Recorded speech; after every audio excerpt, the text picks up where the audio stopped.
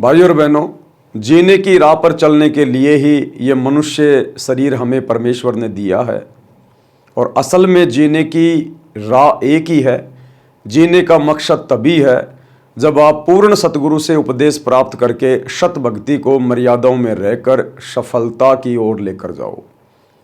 अगर आपने इस मनुष्य शरीर से, स्त्री या पुरुष के शरीर से यदि आपने परमात्मा प्राप्ति नहीं की, सत भक्ति नहीं की, तो हमारे में और जानवरों में कोई अंतर नहीं है।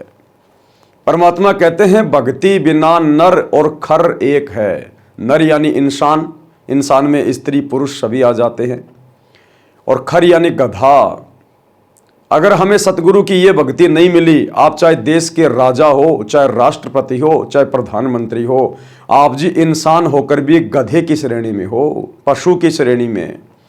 भक्ति बिना नर और खर एक है, जिन हर पद नहीं जाना, पूर्ण ब्रह्म की परख नहीं रे, पूज मरे पाषाणा।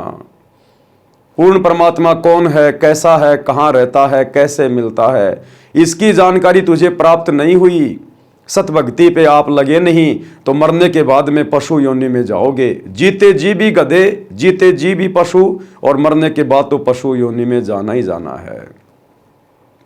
तो विचार करने की ये बात है, जिन जिन आत्माओं को जीने की राह मिल चुकी है, जीवन जीने का मकसद प्राप्त हो चुका है, उन आत्माओं को अपनी किस्मत के ऊपर बारंबार विचार करके गुरुदेव भगवान का धन्यवाद करना चाहिए कि हे गुरुदेव, आपने इस संसार की अरबों की जनसंख्या में से कैसे मुझ नीच के ऊपर दया बख्श दी। आपने मेरा ये मनुष्य जन्म भी संवार दिया, आपने मेरा ये लोक भी संवार दिया, और शरीर छूटने के बाद आपके विमान में बैठ के आपके सचखंड में जाऊंगा, सदा सदा के लिए अमर हो जाऊंगा। मेरे तो लोक और परलोक दोनों आपकी कृपा से संवर गए, सफल हो गए। तो भाइयों और बहनों, बहुत बड़ी मेहर है इस समय